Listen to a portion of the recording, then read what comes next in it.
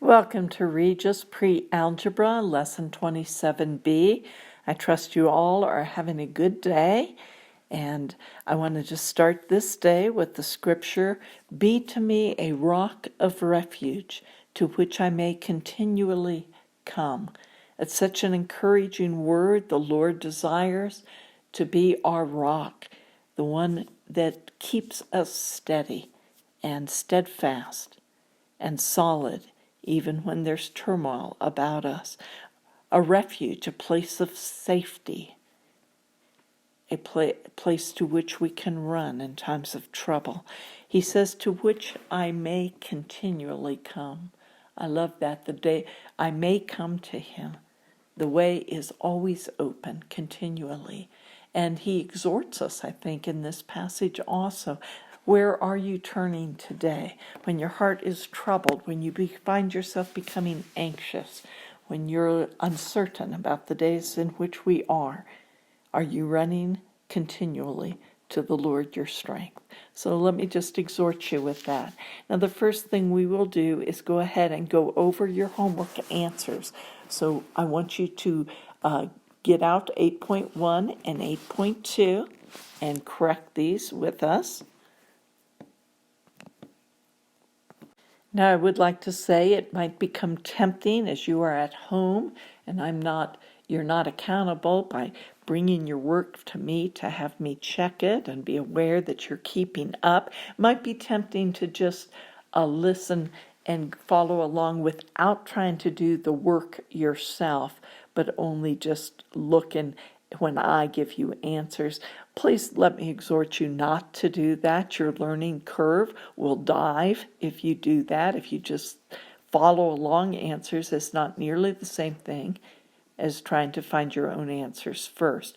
And then when we do end up having tests, because we'll be having less, a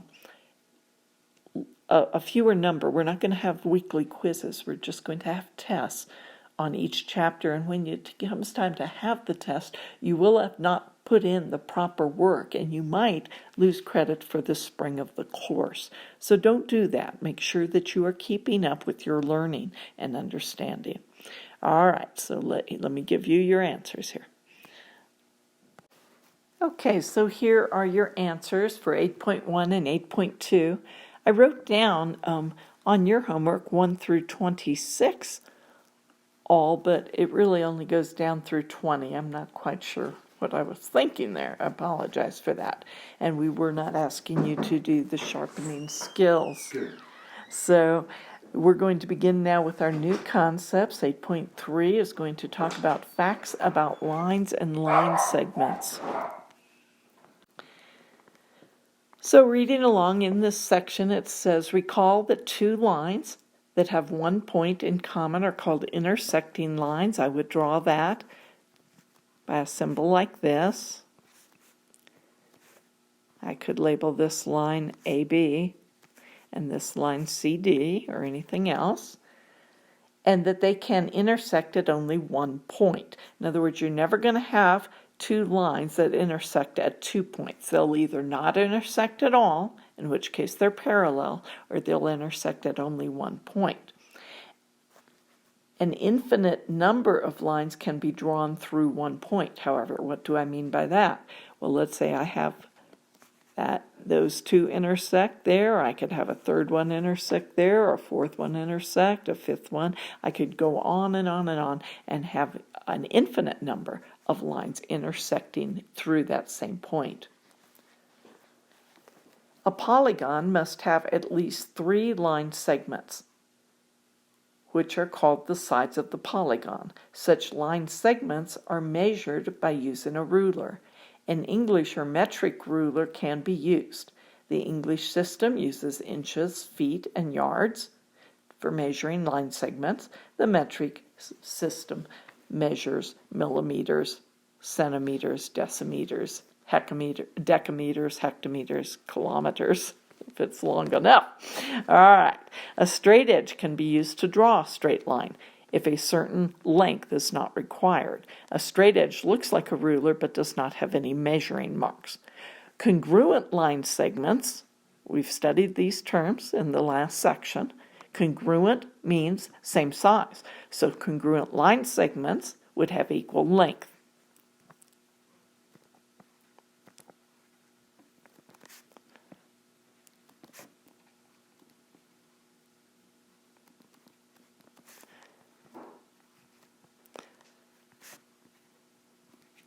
To show AB is congruent to RS, as far as line segments goes, I would write it this way.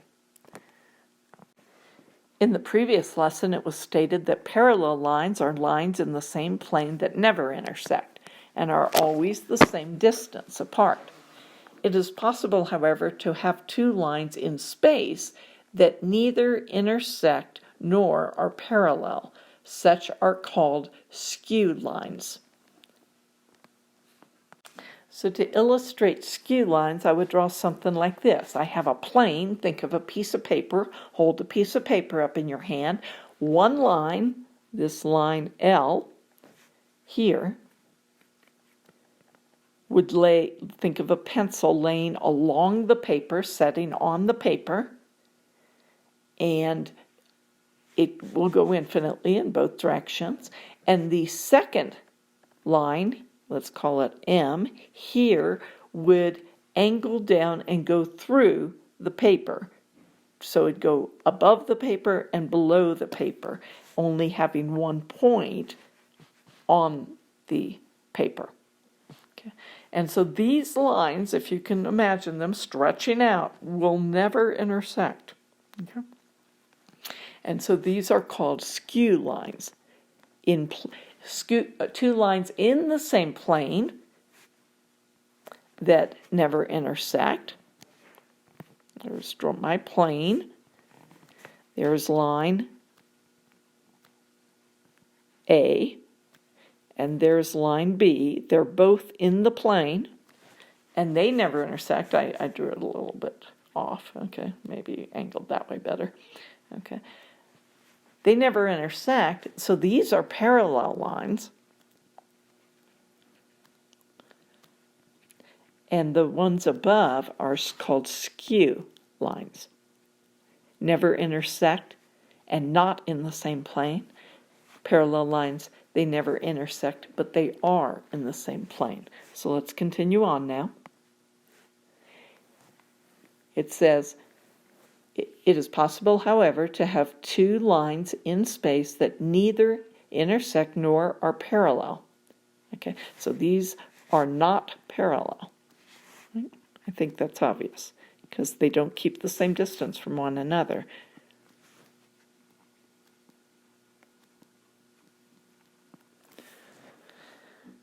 Perpendicular lines that form are lines that form a right angle when they intersect.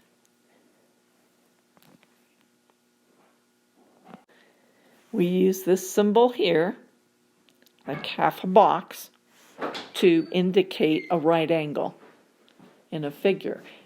The symbol used to show that lines are perpendicular, if I'm writing a statement, line AB is perpendicular to line CD.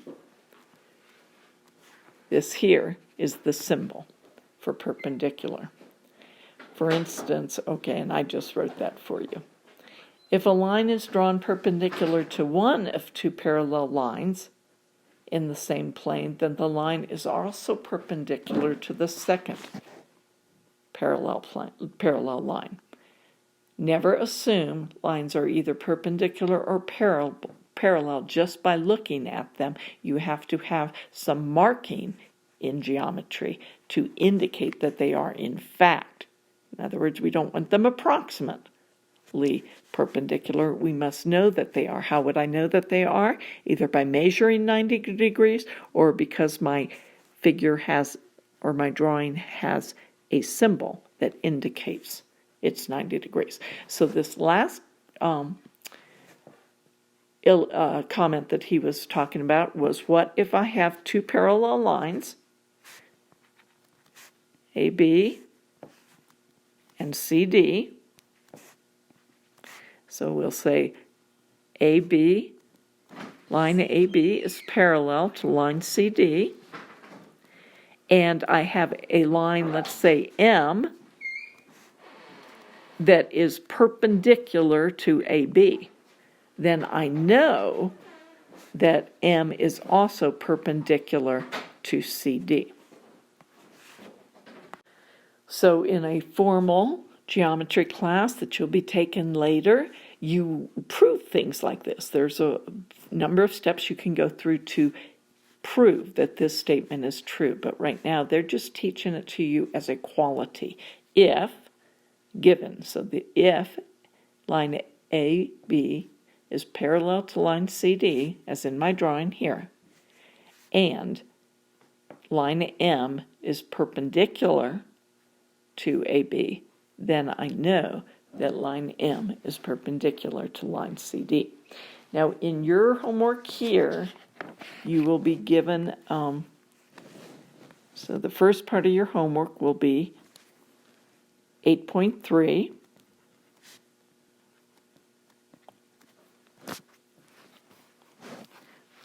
(1 through 18 all). That will be all the problems. So that's your first part of your homework. Looking at it, here we have, you're going to measure the length in inches and millimeters, so you'll need a ruler or two rulers, either one ruler that has both metric and English measurements. So you'll be measuring those line segments, and then you'll answer several questions down below, making sure you understand the concepts. You can always go back and reread this section to make sure that you understand. Okay, I don't think there'll be any problem there. Let's go ahead and discuss then the new ideas on 8.4, which is facts about angles. Recall that angles are formed by two rays that share a common endpoint called the vertex, and that the rays are called the sides of the angle. The size of the angle is determined by the amount of rotation between the rays, measured by a unit called a degree. Degrees are also used to measure an arc of a circle. The type of an angle is determined by the number of degrees in it. The types of angles are right angles, acute angles, obtuse angles, straight angles, and reflex angles. A right angle contains 90 degrees, an acute angle contains less than 90 degrees, an obtuse angle contains more than 90 degrees but less than 180 degrees, a straight angle contains 180 degrees, a reflex angle contains more than 180 degrees but less than 360 degrees. So I'm going to review that to you by symbols here, by drawing sketches. When I am speaking about an angle, I'm drawing myself an angle, and I've labeled four things. The first thing is here. That is called the vertex. Number one is called the vertex. Number two, this indicates the measurement from, if I laid a protractor down and I center it out here and align the protractor along this line, this ray here, and then placing it so that the center's there, I'm measuring up till I get to whatever it marks there. That might be about a 60-degree angle, let's say. So number two is the angle. Number three is this ray, and it's called a side. And number four is the other ray, and it's also called a side. Okay, so we have side, angle, vertex. Okay.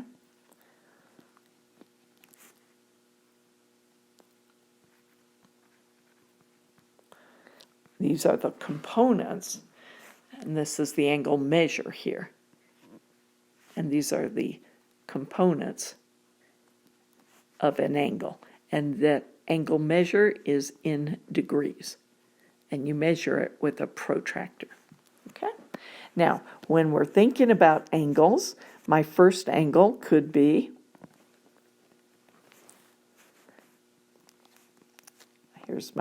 I could do anything between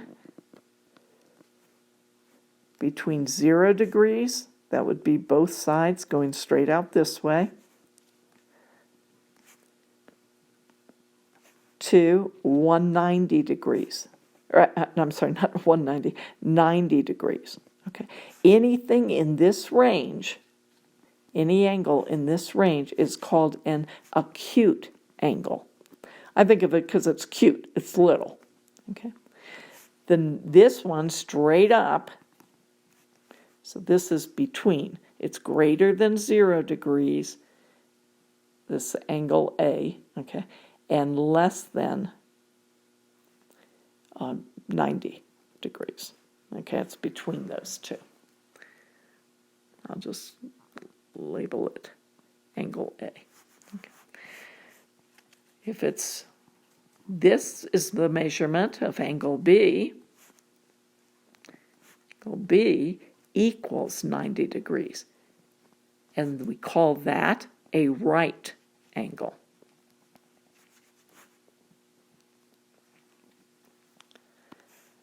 Angle C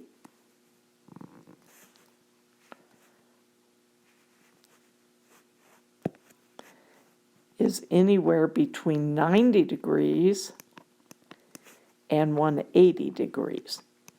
So anything over in this direction. And we're going to call this angle C. So the angle itself measures from A, well, okay, to B, and of course this vertex is called C, if I called it angle C, right? Okay.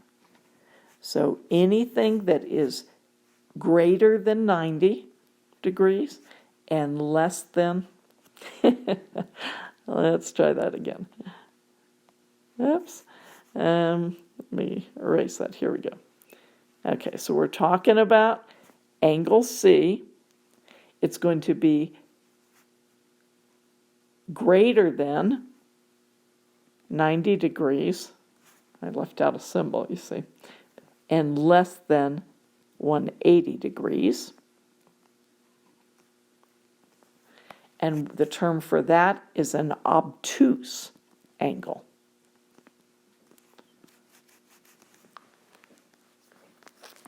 Moving on, continuing with more vocabulary here on the next page. Angle D measures from there to there. Okay. And angle D equals 180 degrees. And it's called a straight angle.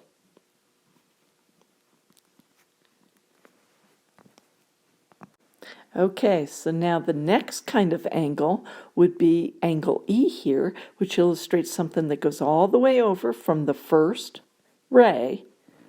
We're measuring that kind of angle. You see how that works? We might even, it would be named the same if instead we measured that angle. Anything, when angle E is greater than 180 degrees and less than 360 degrees, we call that a reflex angle. So these are all terms you want to know and understand between acute angle, right angle, obtuse angle, straight angle, and reflex angle. 5 different kinds of angles. Now let's move on to a new idea. To read and write the name of an angle, you use the vertex letter, as I've been illustrating. This is angle D. The vertex, of course, is between the two rays. Right? This is angle E. You use the vertex letter as the middle letter if 3 letters are used to name the angle. We've already talked about this. Or you can just use the vertex. So I can name this angle, angle A, E, B, or simply angle E. Either way, just to name it. 2 angles with a common ray between them are called adjacent angles. Angles containing the same number of degrees are, if it's the same size, it would be congruent angles. 2 intersecting lines form 2 pairs of vertical angles. The vertical angles are always congruent. Two angles with a sum of 90 degrees are called complementary angles. And two angles with a sum of 180 degrees are called supplementary angles. So now we're talking 5 more terms here. Number 1, we have adjacent angles. Adjacent angles are any two angles. Let's say I have that angle, 1. We can also label angles by numbers. And this angle from here to here is angle 2. And angle 1 and angle 2 are adjacent to one another. They share a common side. Okay. Congruent angles are any two angles that are equal to one another. So if I have angle 1 here, and let's say it measures 35 degrees, and I have angle 2 here, they don't have to be, it could have been focused in a different direction, it doesn't matter. I could have had angle 2 there, I could have had angle 3 there. Let's see, let's make it a different way, there we go. And so they don't have to be shaped in the same, focusing in the same direction.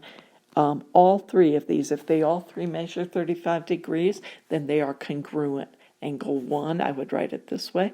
Angle 1 is congruent to angle 2 is congruent to angle 3, just like that. Okay. Vertical angles are angles that intersect one another, and they're the opposite. So angle 1 and angle 2 are vertical angles. Angle 3 and angle 4 are vertical angles. And vertical angles are congruent. So angle 1 is always going to be congruent to angle 2 when they're vertical angles. Okay. Let's see. Complementary angles are any two angles that sum to 90 degrees. So let's say I have 90-degree angle, a right angle like that, and I break it into angle 1 and angle 2. Well, angle 1 plus angle 2 will equal 90 degrees. And so angle 1 and angle 2 are complementary. Now, also, they don't have to be like that. If this angle were let's say a 50-degree angle, and this angle were a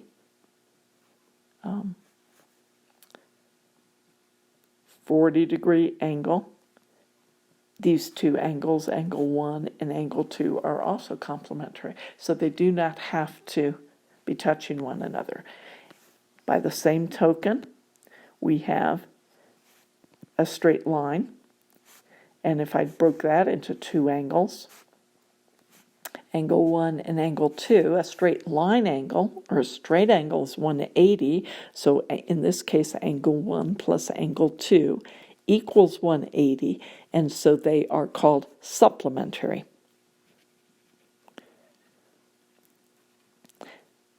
But just like before, I could have them not out in space somewhere. I could have this angle, let's say, equal 120, and this angle here, shaped totally different, out in space, equals 60, and if this were angle 1 and this were angle 2, angle 1 plus angle 2 would also be supplementary angles. Okay, either way. And we should be drawing arrows out here. Now, I think that is plenty to go ahead. You'll need a protractor so that you can... No, that's not true. Let me think. I think you'll need a protractor by your next class, but for this you should not. Now, let me just talk about one idea here. It says down in number 14, write the number of degrees in the complements of the given angles. So if I say I've got 23 degrees, I want to know what is the number of degrees in the complement. Well, the complement means that the two angles together have to equal 90. So if I take 90 and you subtract out the 23 degrees, you would end up with 67 degrees, and that would be the complementary angle. So this is number 14, and that should help 14 through 23. I think everything else you should be able to do. And I want for your homework now to be, okay, so you have 2 sections to do then. Due by next Monday, even though we're not meeting together. I still want them done and ready to be checked next Monday. And that's when we'll have our next test go, or our next set of tapes go out on Monday. Okay. And so you want to keep up with this homework and do 8.3 and 8.4. Okay, have a wonderful, blessed, and peaceful day.